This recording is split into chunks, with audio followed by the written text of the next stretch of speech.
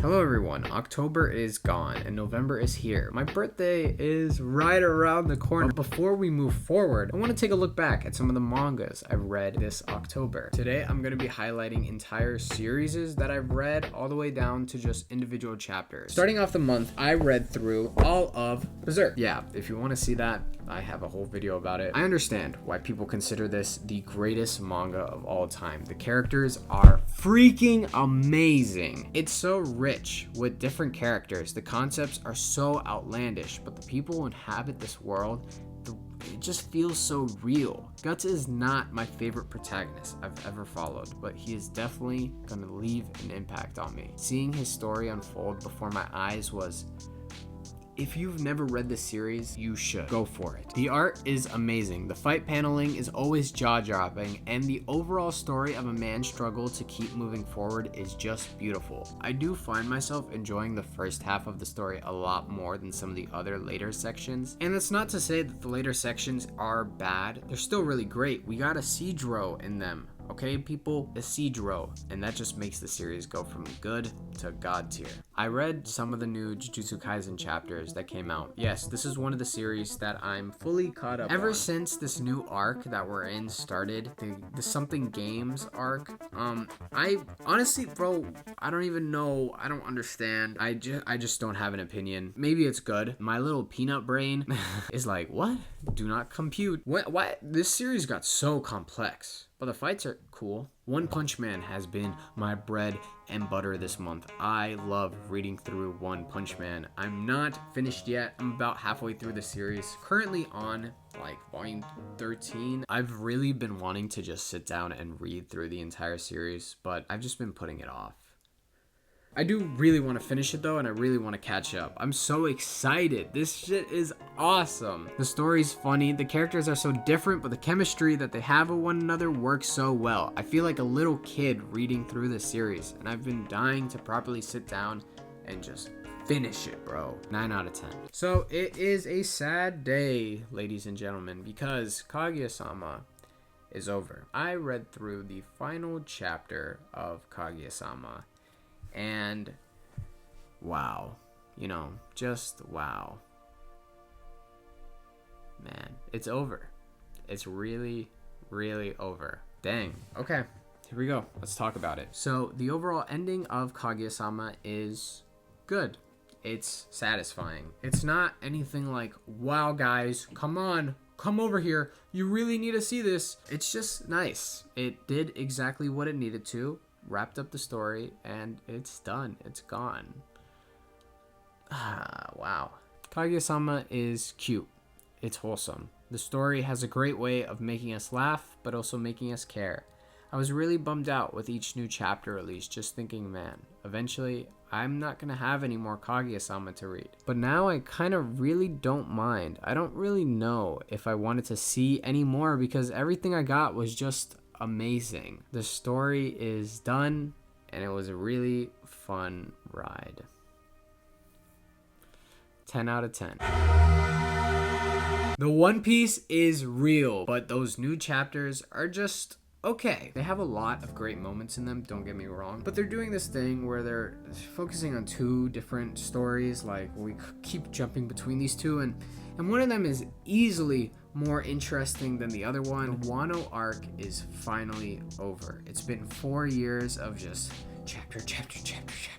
The Straw Hats are already at a new island. I just don't really want that yet. I kind of wanted just like 5 chapters of just, hey, we're the Straw Hats, we're a crew, let's hang out with one another, let's show off our personalities and our dynamics. I wanted more chill, slow-paced chapters. I appreciate that the story is moving along and we're getting closer and closer to the end, but I don't want it to end. I don't want it to get closer to the end. One Piece is my favorite. I'm not stupid though. I can tell that stuff is cooking up in the background. I just want Oda to slow down a little bit though. I trust him. I trust that we're gonna get some good ass shit. Don't toy with me, Nagato. Yeah, I'm caught up on that series. This is the first time I'm ever mentioning this. A long time ago, I was reading Kaguya Kagisama, and I got stuck. I couldn't find volume 9, and I refused to read through the series online. So while I was waiting, I tried to find a different romance series to fill the void, and I landed on this one. And I've just been caught up, and I've been reading chapters ever since. These new chapters are just, a lot of the same.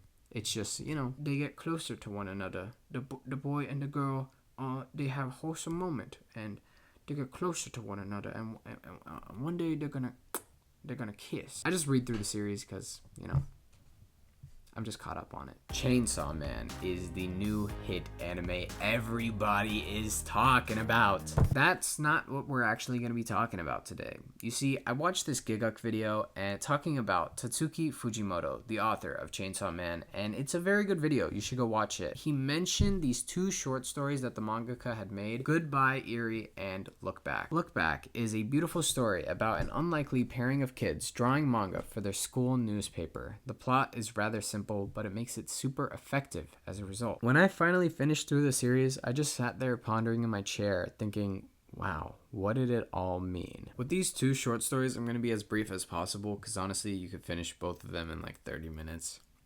And you should read them. This one is probably my least favorite out of the 2. And that doesn't mean it's bad. It's not bad. It's definitely not bad. But the next one we have to talk about is this story is a roller coaster. I don't remember ever becoming this sad so fast when reading through something. We follow our main character as he records his final moments of his mother's life. It's heartbreaking. Following his mother's passing, the boy makes a movie about his mom, with all the clips that he had while she was still alive. And when he goes to school to show his class the movie he just made, everyone laughs at him.